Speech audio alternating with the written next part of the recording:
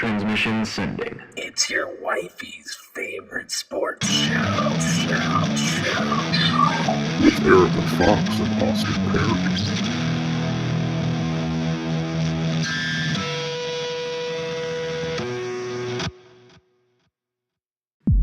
The year is 2002, and Miami's in the midst of one of the greatest 20-year runs in modern NCAA history. The program just got done celebrating its 5th national title only a season ago, and most would agree this year's squad is even better. The Canes roster is littered with future NFL stars like Frank Gore, Andre Johnson, Antrell Roll, and Sean Taylor, just to name a few. The U hasn't lost a football game in almost 2 years, and the 2002 team kept up that tradition, beating everyone on their schedule with relative ease, save for a nail-biter against hated rival Florida State. It seems as though nothing can stand in the way of this high-powered juggernaut of a team, but if that were true, I wouldn't be making this video, now would I? After navigating their schedule unscathed, the number 1 Hurricanes accept a bid to play in the Fiesta Bowl against second-ranked Ohio State for their 6th national championship. The Buckeyes have a stud running back in Maurice Clarett, but no one is giving OH an iota of a chance in this one. The following events that take place on the night of January 3rd in Tempe, Arizona are both controversial and shocking. If you're a Miami Hurricanes fan, you may want to avert your eyes, because this is the story of that time when Ohio State downed a dynasty. Miami swaggered into the Copper State, overconfident as they often were in the late 90s and early 2000s, and who could blame them? The Canes were riding a 34-game unbeaten streak dating back to the Clinton administration. Ohio State, meanwhile, was the far more unheralded team, starting the season ranked outside the top 10 and needing plenty of fourth-quarter magic in a number of games to even reach the BCS championship bout. If this game is played 100 times, Miami probably wins about 95 of them. January 3rd, 2003 was one of those other 5 times. Something about that night seemed different almost from the start of the game. Prodigious college quarterback Ken Dorsey could never get comfortable in the pocket, as the Ohio State front four harassed him on almost every play. This all came to a head in the first half, when Ohio State recovered a strip sack fumble from Dorsey, one of 3 first-half turnovers, and Clarett punched it in on the ensuing possession late in the second quarter. Ohio State led 14-7 at halftime, and the usually high-powered Hurricane attack was left scratching its head in the locker room at the break.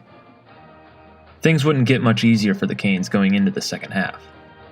In a play that could very well represent a microcosm of the night Miami had, Ohio State quarterback Craig Krenzel lofted a pass into the end zone, only to have it picked off by the precocious Sean Taylor. As Taylor darted out of the end zone and into a convoy of blockers, freshman running back Maurice Clarett gave Miami fans a bad case of deja vu, stripping Taylor from behind, a la Lamar Thomas in the '93 Sugar Bowl. The Buckeyes would maintain possession and kick a field goal to take a 17-7 lead.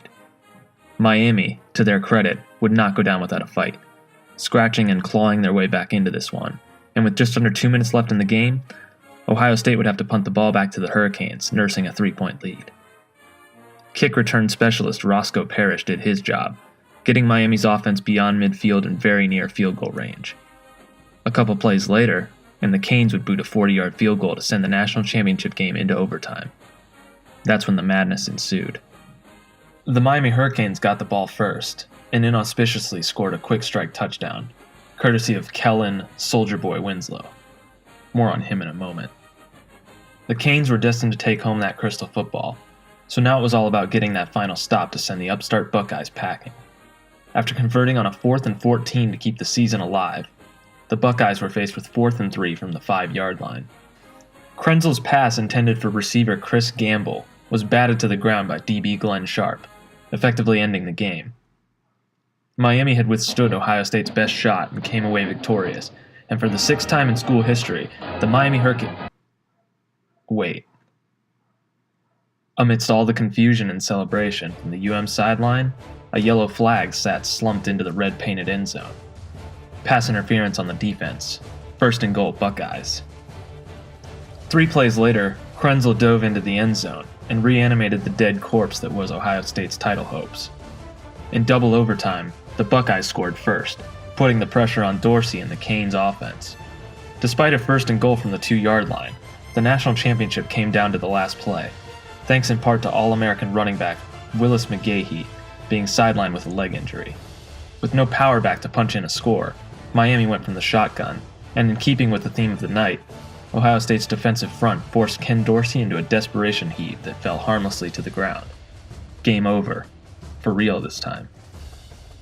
While Miami was still wiping the taste of victory away from its decadent lips, Ohio State was hoisting a championship trophy.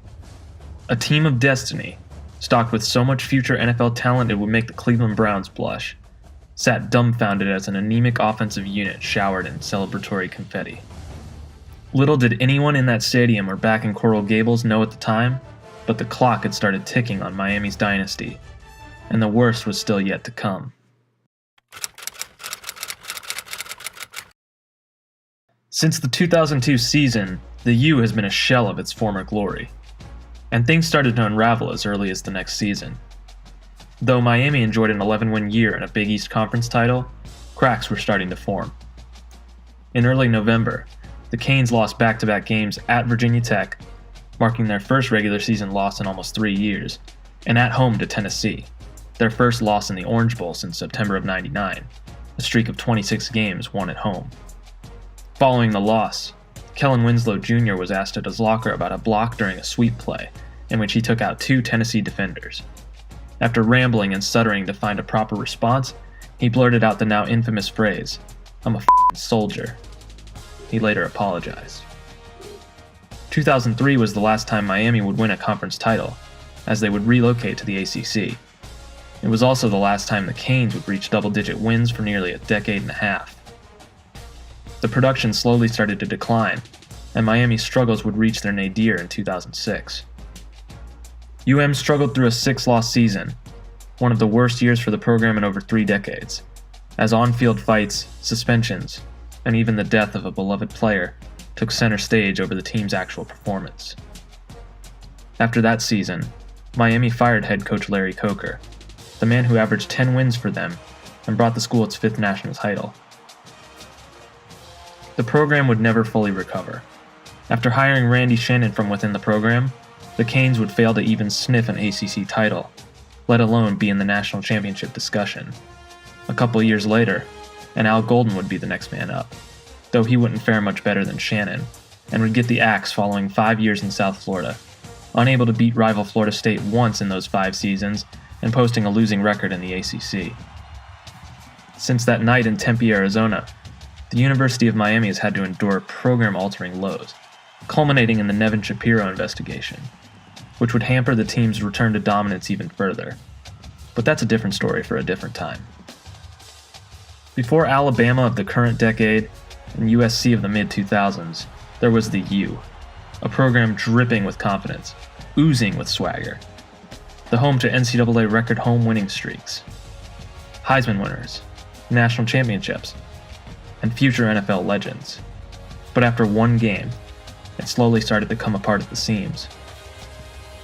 Something happened to the Hurricanes on the night of January 3rd, 2003. It's when the U stopped being the U, when the swagger left the shoulders of Canes players.